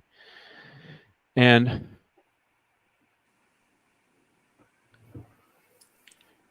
so I just I think he's trying to figure it out. He hasn't quite figured it out. I think they did search his home, and he realizes that he still has this tape. They didn't get the tape, and he starts looking at it to try and figure out what they're hiding and what did she stumble on that caused them to want to kill her. And and I always thought this was probably one of the weakest part of the plots. Really, I mean, really, that they're hiding some patients who had been exposed to nuclear energy, and here, the other, because I understand a little bit of history, I was having a problem with this compressed time, the compression of multiple events during a particular time frame, because it's like, I mean, were they using these guys in follow-up tests? What were, and she's actually, this gal's beautiful. Were these more tests after the bomb that they were doing this and these guys were sick? Because that, to me, that would like, well, why would they keep doing that? To me, that didn't, that wasn't clear. Were these original people that were injured or infected during the initial testing? Were part of the or subsequent? Crew that was 300 guys that were sent out there to watch and observe and were within the blast radius. And when they realized how deadly it is, in fact, the John Malkovich character has gotten it also, and it's all through his blood, the cancer. They didn't want anybody to know any of this stuff, because the future was energy. Nuclear energy. San Onofre. You remember San Onofre? That's been shut down for a couple of decades now because it had a leak. But they didn't want anybody to know how dangerous it was back in the infancy of nuclear energy, because they were afraid that people would say, time out. Well, we had 3 Mile Island, we had Chernobyl, we had the Takashima plant, and those were all in the 70s and 80s. Takashima was just 10 years ago in Japan, but that was a tidal wave that took it out. And it's interesting. I do stay up on energy policy in California, and it drives me crazy what this governor is doing. And so if you look for the green mafia out here just has us in a headlock. We can't do anything but solar and wind. They were going to shut down the Diablo Canyon nuclear plant, and they chose not to because it's 9% of our energy in the state, I guess. And so they couldn't. And so they passed legislation to take us all from investor-owned, like it's a bad thing, investor-owned utilities to now you're in a government-run utility company. And I was trying to read to figure it out, and it's so confusing. Well, what's the advantage of this? And it didn't quite say we'll save the polar bears, but that's the kind of language they're using, right? They don't say it's going to cost you 100% more, right? And so I finally opted, and opting out of it, you can't just opt out of it and go back to where you're at. You have to go back to market rates or something. Just really corrupt behavior. But here's one of the things that's going on in California, and your guys are going to be happy you're gone, is they passed a law that they will charge electrical rates based upon your income. Oh, jeez. And their goal, I had to read it. Well, why would they do something so stupid? Why are they doing that? Well, they don't want you to use gas, so they want to give you, and not everybody can afford this big rate that they want, right? And they're using the money that they're getting from you, the more money, to build more green energy. So they're just we have this vision. We're going to take your money and we're going to do whatever we want with it. And that's what happens when you got a super majority in the state legislature. And one of the reasons why you charge more for energy is people conserve. Well, now they're gonna give you a flat rate, and they want to encourage energy usage so that you'll switch to electric stoves, electric heaters, and move away from gas, which they don't want. Stupid. But they won't let you. They won't let you do nuclear. France, 27% of their energy comes from nuclear. They won't let you do it here. It's crazy. And so the nuclear power plants like Chernobyl and 3 Mile, that's old technology. France has used new technology. I think they call them pebble bed reactors and things like that. So the waste is smaller. They can reuse waste. There's a lot of advantage of it. but all we can do is have solar panels and wind and batteries, and none of that technology is ready for prime time. But we're going hell bent down that path because that's what the governor wants, and that's what the Democrats want, and they all get their 100% rating from Sierra Club, and we all pay a lot more for energy, and they wonder why our economy is in the sewer. Anyways, so I'm you guys are. I'm giving you all the reasons why you left California, right? Why you guys are California refugees. I stuff, right? scuba dived in Dana Point one year, about 2015, and realized I don't like it because it's too cold. But when I was at the bar at this Italian restaurant, wait, you were at a bar? Yeah, I frequented them all the time. But I was talking to all the locals because I didn't know. Maybe I missed it, that San Onofre had been shut down for like 10 years. And they were telling me that there was a small enclave of Dana Point, San Onofre, that all these people were on the energy from the nuclear power plant. And when that ended, they had to go to the regular plant, 500% increase in their costs. Yes. And their monthly bill. If you want to screw up an industry, just let the government take it over. No kidding. Who was it? That's exactly right. And I just remind me, okay, what's socialism? Socialism is great till you run out of other people's money. I think that was Margaret Thatcher who said that. And we'll have to get away back from energy policy and go back to our movie Partners for Life. So Nick Nolte is figuring it out. He's figured out that there's something going on at the plant, and he wants to exact his revenge. And he makes a deal to meet with these guys to give them their tape. And Chaz is, say, hey, the chief is aware that you beat up these FBI agents. He really wants to talk to you. And so you need to come with me. And Nolte said, no, I'm not having any of that. I'm going to go, I have something to do. And he's going to go by himself. And of course, Chaz isn't going to let him do that. He ultimately explains, well, we're partners. That's why I'm coming. But also, I don't want to go back and see the chief without you in tow, because then he'll be mad at me. I'd rather ride this out with you. And and so he does, and he jumps in the back seat with him, and he goes along with the ride. And this is, the last scene is the best scene. But so we get through this. So they're and they jump in that great car, and they're going to do this exchange with these military guys for the video that shows what was going on with the gal and the general and what was going on in this military base. And so this is the lead up to that scene. Again, this great car. Look at that car. But I like the fact, hey, we're partners. I'm going with you, right? And people who struggle, maybe some struggle with, if you got a good partner, they're helping you. They're there with you, right, John? Yep, absolutely. So he's in trouble for beating up the FBI. He's going to meet with the military. And, Buzz, back in the day, probably would have been all four of them going on this. They'd have done this as a team. I was surprised they didn't have the other two in the movie go with him. But then again, they did say come alone.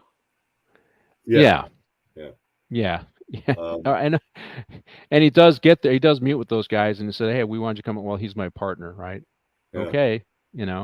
Had he come with four, that would have probably been a different story, right? These are some big guys. At least I don't know how tall Nolte is, but he kind of looks big. Maybe they give him some high-rise shoes. He's pretty tall because Coleman Terry's like 6'3". Is he? Yeah. He comes in the Italian American Club every once in a while. Oh, do you? That's a great place. Down there in Prescott? No. In Vegas, the Italian American Vegas. Club. Oh, in Vegas. The Italian American Club, where my fiance works. Isn't it like, I heard that he got on the outs with somebody. I was reading about him, and then he wrote his own story and starred in a Bronx Tale or something like that. Bronx Tale, yeah. And that he did something to upset Hollywood, and he wasn't getting any parts, and so then he wrote a story. I don't know if it was autobiographical, but he wrote a story about Italian mobsters in the Bronx, and he wrote that story. And he starred in, and that opened up more roles for him. So, he did a phenomenal job in that movie. It was well written and well acted. Successful people find a way to get it done, right? Yep. And he and patented after all the people. He grew up in that area. Same like Pesci. Pesci Yeah. is not a mobster, but he knows all these mobsters because he grew up in the same neighborhoods. Oh, So Yeah. they pattern themselves after that. And when they write a movie or when they act in it, it's pretty damn good acting and it's realistic. well, Yes. Pesci scares the hell out of you when in a couple of movies he's in as a mobster.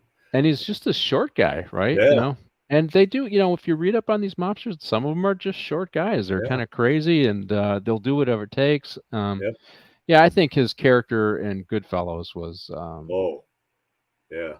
it's pretty scary. I really- did not watch The Irishman. I have not watched that. I don't know if you guys watched that. I don't think I've seen it.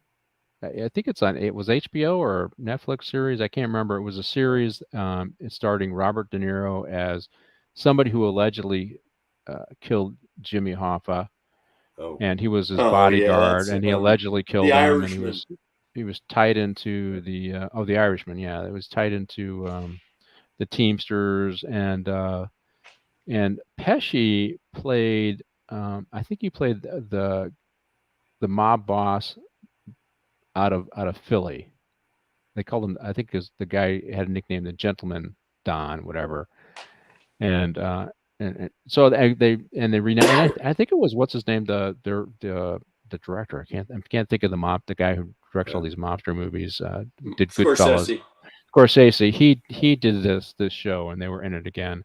I haven't seen that. I saw some cuttings from it or some parts of it, but I haven't watched the whole show yet. I guess I will one of these days.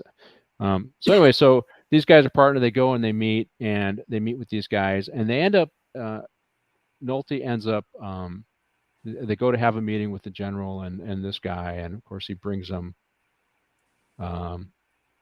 Not the tape, but a tape of the dangers of venereal diseases for the LAPD, which, you know, I think that was a military thing. I don't think the law enforcement did that. And he gets a chance to talk to the general, who's and I like the way Milkovich played this. He plays this sickly, delicate guy, and who is, you know, he's likable. yeah. He's a likable character. Nolte knows he's not the killer, and you know, and I think this was just a really good scene, John. What do you think? Oh, absolutely. Well acted. You can tell he's the pain he shows, the sickness, and everything else. And he even says in there, he says, her killing was a mistake. What do you say? Petulant. You know, he overdid it. Yeah. And he was sorry for it because he loved her. Yeah. So did Nick Nolte. Yeah.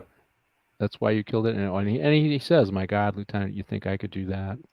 You know, that I could kill her? She was, what did he? I think she was my light. You know." Yeah. Yeah. So. And by the way, just to let you know, that was a body double in all those shots. For her? Connelly. Oh, I didn't know that. Yeah, I so looked thanks. it up just in case. Oh, was it? Yeah. Do you happen to know the body double's name? Yeah, they mentioned it actually. It's kind of like a stunt person, you know what I mean? A stunt and they double. mentioned it in the article, but I don't remember. Yeah, it's curious. I wonder how many actresses do that. I imagine a lot of them do that. You know, some do, some don't. You know, more modest. Or I imagine Amber Heard probably doesn't, but you know, some of the more modest actresses don't want to do that. You know, because you think about it, where'd you grow up at, and you know, what was your background? As you know, in the green room, as we talked, you know, we're all Catholic, right? So we got our Catholic guilt going on, and there's only certain things we would do, and I think modesty is one of the things that was drilled into all of us, right? You know. Yep. And you know, I was an altar server, right? And so we were running around. A bunch of us were messing around in the church, running in and out. In this scene, he admits it was a perceived threat to national security. Yeah. Yes. Where Trent Williams is the overzealous, want to be in charge of this, and eventually would be in the CIA. Well, you know what? Reminds me of James Comey. They Well, that ends just a mean. But so this guy was teaching us how to be altar boys, as we run around. You're supposed to hit the holy water every time you come in. And one of my friends said to him, he goes, but Father, we'd be soaking wet if we did that every time we ran in and out because we were messing around. So I did get caught sipping the altar wine too. I don't know if you guys had that experience, but no, I got kicked out of. My brother was an altar boy, not me. You got kicked out, Buzz? Yeah, the first day, it was a Latin mass back then, and we had to learn the Latin, and I studied the first page of the little booklet they gave me, and come in, and the father says, Father McGrath, okay, Mr. Williams, say the first line, and I go, a damn quilatificate, juventutem meum.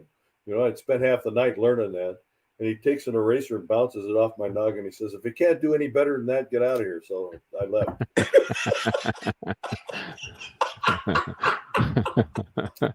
Oh, that's hilarious. No, I made money. They made good money at weddings and funerals. Yeah. Funerals and weddings. You made some money, and I was one of the regulars. They called me blue collar, big family. Of course, everybody had big families. Yeah. So here we are. So Treat Williams figures out that Nolte slipped past him and got to the general, and now he's going to take the lieutenant and Chaz back to L.A. Right? This is and of course I think the general knows what's going to happen here, and he says, "No, I want you to take him back to L.A. That's what I want you to do." Well, no, they violated security. They did this. They did this. They can't do this. They can't do that. And I think the general says, "Hey, these are whatever police officer. He says, don't just take them back to L.A." Now I don't know if the general felt like he was not going to be listened to anyways, and the guys were going to get killed. But that's not what's going to happen, right? And so they take these guys and they're going to take them back to L.A. And I think this plane scene is, I think this made the movie. I don't know. What do you think, John? Oh yeah, I loved it. And Buzz, what do you think? Think the plane scene? I mean, there's a lot of good scenes. I think this made the movie. Well, this is when when Nick Nolte realizes, well, this is how she died. Because remember they said she fell off a cliff. Yeah. There's no cliffs where she died. Yeah. Yeah. Yep. And there were no. This brings everything together. Yeah, it brings everything together. And Nolte's sitting there. Of course, why is the door open? Why is noisy? These guys are sitting up by the cockpit, and Nolte and Chaz are down near the door. And of course, they keep smoking. Well, that's a appropriate sound because we're getting to the climax here, John. And so sorry, that's a fake phone call. Oh, and so they realize what's going on. Nolte realizes, hey, he threw her from the plane, and he starts telling Chaz, as I think Buzz, you indicated earlier, Chaz's character is a little slow, but quick to anger if a gal is. They're playing on this thing. If a lady is treated badly, and they figure out what's going on, and of course the fight starts, right? And two guys with guns, two guys without guns, and they manage to get the drop on him. Of course, Chaz gets shot during this, but this was. Did you see him break his hand? So the captain. Yeah. Oh yeah, he manages to get the gun out of it. Chaz breaks his hand. I thought I thought the scene was awesome, but and you hear the guy, he screams like like a little girl, right? Tough guy, two other tough guys. This is a lot harder throwing these guys out of the plane than 110-pound woman, right? Yep. And Chaz, even though he's been wounded here, takes care of business, and he manages. He didn't even know he's wounded. Yeah, he didn't know at this point, and he throws the captain out of the plane, Kyle Chandler. And you know what? And Chandler, he wasn't up for this fight against Chaz, but Treat Williams and Nick Nolte's fight was a little more intense, right? Yeah. Oh yeah. And Williams was definitely a much stronger fighter, and he fights back here. But it's interesting as he finally gets a hold of Treat Williams and gets him near the door, and Treat Williams said, what does he say? You guys are pathetic. You're pathetic. Yeah. I did my job. So he's justifying his behavior. Yeah. He's justifying his behavior to Nolte. I did my job. And of course, and Nolte realizes, for what? For what? Yeah. What did you get out of killing her? For what? Yeah.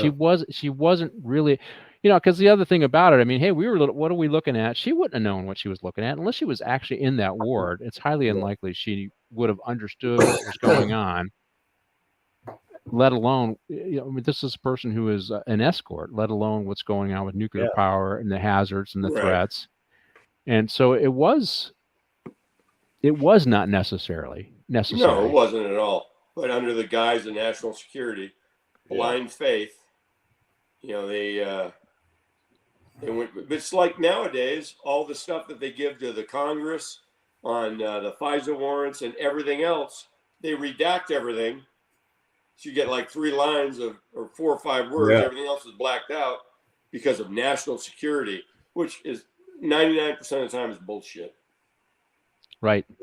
Well, they're using that administrative process, and this is the argument I think Trump and other people make, and I there's some currency to this argument that they're using the administrative state to suppress oversight and understanding of what's really going on, and that's shameful, because it requires, when you're part of it, we've all been part of some level. Of course, I was a little higher up, but you have to. There are certain things you have to do because it's the right reason when it relates to your core responsibilities, right? Yep. And what's his name? Villanueva. He got caught up in a little bit of this, right? I mean, while he was running his campaign, he slowed or suppressed the investigation of somebody who was, the deputy who knelt on somebody's neck in a lockup. The guy wasn't injured at all, but he slowed that investigation and suppressed it, and it came out. And then he said he didn't know about it, and he demoted an assistant sheriff, was going to demote a chief, and was putting them all under investigation. He used the administrative process to get a different outcome, and it bit him, right? Yeah, and rightfully so. And and that was and it was kind of his story. It's similar to this one. It was so unnecessary because, John, how long does it take us on the sheriff's department to complete a force investigation? Yeah, it depends who you are. Well, not you. Take me a week, 2 weeks if I get in touch with everybody. Less than that. You, right? But the average lieutenant, what's it? 3 months? Yeah, 3 to 6 months. Then it'll go for some review.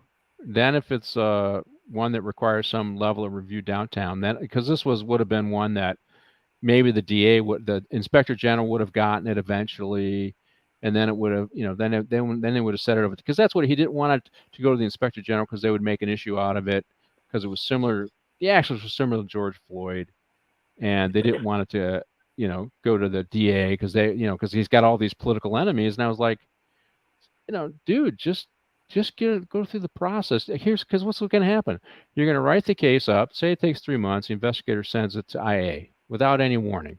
It'll sit in some IA investigator's desk for a couple of months, and go over to the inspector general, who's got hundreds of cases. It'll sit on his desk for 2 months, and then 6 months, 7 months after the fact, they'll go, "Oh my God, look how horrible this is." Yeah. But it's 7 months old now, right? And you've dotted all your I's and crossed all your T's. And, because the election was coming up, the drama would have went away. And so to me, I just think Villanueva didn't understand the process. He could have just, followed the administration process and just let it go. But anyways, we missed the last scene. So these guys, after taking care of these two knuckleheads, there was a shootout. The pilot got injured, and this was kind of the unbelievable part of the whole scene, right? Everything was believable up to this point, where the pilot gets hit, and they go and rouse the pilot and get him to land after he's been shot in the head. Yeah, it looks like a grazing wound, and there's a bunch grazing of wound, skin but they get him to land the maybe plane. A concussion. Yeah, they get him to land the plane in the desert and everybody's. Well, I don't know if the pilot survived, but they survived. Yeah, yeah. I think the fun part of this particular scene was when they get off the plane and they're laughing. So, I mean, Chaz Yeah. doesn't realize he's been fatally injured yet at this point, but they're laughing that they actually survived this. And, and I can only equate this to, and, you guys can certainly draw your experience when you're in a high risk situation and it's not looking good, and you come out and everything, whether it's a pursuit or something you think you're getting a shooting, and it comes out okay, and you just get this exhilaration, the adrenaline, and that laughing and just letting it out, and sometimes you'll see the guys high-fiving it, and of course that never really goes well on the media when you're doing that after a shooting or a pursuit or anything like that. But when I saw that, I just reminded me of those times after these high-risk things, adrenaline's flowing, you survived as partners, and you're high-fiving or good job or whatever. That's the kind of stuff that I saw in that scene. Buzz, what do you think? Well, that happens. Yeah. You have the adrenaline rush, and then you're kind of coming down from it. And, you realize that you should be dead or seriously injured, and you made it, and your partner made it. And so, yeah, you're happy. You're John, exalted. you ever experience that with one of any kind of case or any kind of event? Yeah, I've had a lot of relief afterwards. Yeah. And you're like, what the hell? Yeah. Then you realize, okay, everything's fine. Just calm down. Yeah, well, and that's you get that what they call butt pucker time, and then all of a sudden that adrenaline, and when it starts to go away, you're like, you actually shake a little bit. Yeah. Yeah. Have you ever seen the video of I guess he was a cop, and he's doing a gun demonstration at a range, and he says, you keep your finger off the trigger and you do this, and he's talking, and boom, he shoots one off by accident. And then he goes, oh, I tried to do that. And then he loads it and tries to get up there to shoot again, and his legs are all wobbly. Oh. Have you ever seen that one? No. I haven't seen that. Well, part of that is, he scared himself, but also he's he's very nervous. But yeah, the adrenaline, his legs were shaky like crazy. Well, that's where that whole the whole dark humor comes from. That's where all that stuff comes from. Is these kinds of things, whether it's like these guys are laughing or they're doing high-fiving or they're having a cigarette and cracking jokes about it. That's a coping mechanism for these kind of dangerous situations that you have, right? And it could include going to the bar afterwards, which I've done a few times, and those kinds of situations. So, but it's so I actually like the scene because some people might go, what's that? But it's if you were a cop, you understand. Yeah, absolutely. You kind of understand, or if you're maybe in the military and you survive stuff, you understand. And so I understood that. Probably people would look at that and see it a little differently. But this plane scene, Chaz, he dies after this, right? They do realize that he's seriously injured and he's passing away, and he's talking, and Nolte is, of course, telling him. I mean, because I liked his line. Nolte's telling me, just stay with me, it's okay. And he's go ahead and be quiet and take to relax. He goes, no, I like talking. I like to talk. I wasn't a huge talker when I worked, and I did have some partners who talked a lot. When you're not much of a talker, man, people, they think a lot of things about you. They don't. Well, John worked for me. I wasn't. You had to get to know me, and then once you knew me, then I loosened up. Absolutely. Right? I totally agree with that. And but it's because I got told once, you need to smile more, and how come you don't? And I at the time I was at Transit, I was really busy. I mean, I would hit the elevator, and I'm just clicking through my brain of all the things I have to do, and so I was, I appeared to not be sociable. And and all the things I needed to do generally benefited my staff, right? Right. Because I had to either fight Metro, I had to fight the department, I had to fight the union. I had all these battles going on, and a lot of pressure because everybody wanted the benefit of the contract, but nobody really actually wanted. Anyways, it was everybody was squeezing that contract for what they could get out of it, and so I ended up fighting with a lot of different people. but it made me to where I really didn't talk a lot. I, kind of like Nick Nolte's character doesn't talk a lot, and then you got Chaz. I like to talk. Let's talk, and that probably would have drove me crazy as a partner. But I liked his character really a lot. I think of all of the characters in the movie, I would say I like Chaz's character the most. Great acting, great, well written. Yeah.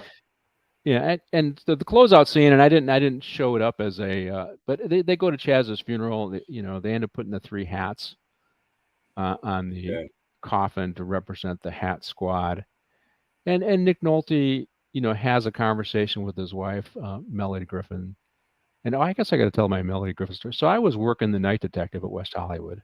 I didn't have a hat, but I was working the night detective, and some nut comes into the lobby. And he says he's looking for Meg Ryan, right? Or no, this is Meg Ryan's story. This is Melanie Griffin's story. I'll tell the Meg Ryan story anyways. And I checked him out, and he'd had a gun arrest up in Washington, and he had been committed before. And we had that. What was that? Rebecca Schaefer, the gal who slipped out at West Hollywood, and some stalker got her.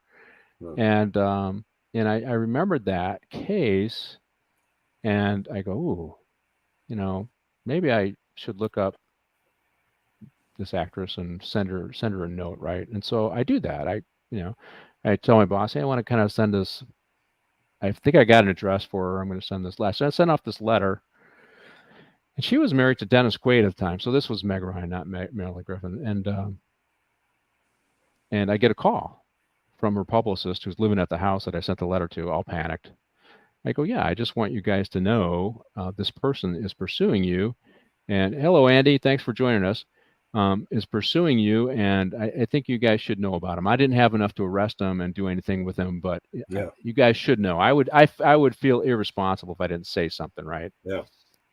And so then I got a call from Dennis Quaid, and he starts asking me, well, should I get a gun? Should I do that? I go, well, where are you at? He goes, well, we're in Montana. I go, well, I don't think he'll find you in Montana. If you're comfortable with guns, get a gun. And then the private investigators of the stars gave me a call. So who's that? Do you guys know who that is? Gavin DeBeckers. Oh. Private investigator. Yeah, you guys all know that one. So they called me up, and I was allowed to release a booking photo to those guys, and they came to talk to me. But that's work in Hollywood. And so Nick Nolte has a conversation with Meg Ryan, or not Meg Ryan, Melanie Griffin, and she says, you cheated on me. You lied to me. We can't go back from that. And, you want them, everything to work out and then to get back as a couple. But you know what? Once the cheating happens, that trust is broken, right? That happens in relationships. And there's a lot of guys in our industry who avail themselves of the pretty gals who are out there who like the guys in uniform. Yeah. And they break that trust. And so it was... it wasn't a happy ending for Nick Nolte. No, it wasn't a happy ending. But it was I thought it was a realistic scene. Hey, you broke my trust. I don't think we can go back from that, right? That's the way you it remember is. A scene earlier where I think Chaz tries to get him, well, you ought to tell your wife. Yeah. And he says, he basically tells him, no, you got to hold this yourself. He says, because if you tell her, you're going to hurt her, and I thought, exactly. Yeah. Well, I thought that was a good. But in the end, it's like once you've done it, how much are you hurt more because she finds out in the wrong way, this way of film, or from you? That's either way. Yeah, the best way is not to cheat, right? Yeah, exactly. So keep yourself out of it. I was single when I was fooling around, but in between marriages. Yep. But 9 years, but when I got married, yeah. Besides, I didn't want to lose half my money and everything else in California. No, it doesn't matter. You can be as pure as a driven soul, a saint, never do anything wrong, and you still lose half your stuff, right? So it just happens. But you know what? I think it's kind of like our oath, right? You take an oath, and you live by that oath. Yeah. Right. And you take an oath in a marriage, you live by that oath. It's a contract, it's an agreement, and you live by it. And and part of this is people crossing, Treat Williams took an oath and he crossed his boundaries. the ends justified the means to him, but he was wrong. Yeah. And and so did Nick Nolte. Nick Nolte kind of crossed the boundaries on his marriage, right? And that actually got him in trouble. That was the big hook for him, right? But this was a good show. I would say it didn't quite measure up to L.A. Confidential for me. It was a little slow. I would have liked a little more snippy dialogue from our guys. I think Christopher Penn's character and Madsen's characters really weren't engaged enough. I would have liked to hear. No, they weren't written into it very well. Yeah. Madsen's a hell of an actor too. Yeah. So I would have liked to seen more of that. But I love the scenery, love the cars, and I enjoyed what banter they did have in this movie, and definitely is a movie worth seeing for people. What do you guys think? Yeah, I liked it a lot, and I go back to the authenticity. There's scenes that I just caught a glimpse when they're out in the desert driving that big Buick. I saw one of those old desert bags on the front of the car. It's just little things like that give it water for the radiator. Of reality, right? Yeah. I noticed that when they had stopped and they're being pulled over by the Fed or the military, going, "Oh, be damned!" Yeah, saw that on the front of the car. Okay, you guys are dating me because I had no idea what that was. So I'm glad I got my seniors on with me. I resemble that remark. Okay, it's time for us to close up the show, and I thank you guys for coming on. Stick around for a debrief, and next week's show, I think it's going to be another Dirty Harry flick, and I'm going to have a police officer with me, and it'll be the first time that I actually have an actor that was in the show that will be on. So next week, Dirty Harry, I think it's Sudden Impact is the name of the movie. Join me on Tuesdays at 8 a.m. Pacific Standard Time. Yeah. And stick around for the debrief, guys. Okay. Martin, it's all yours.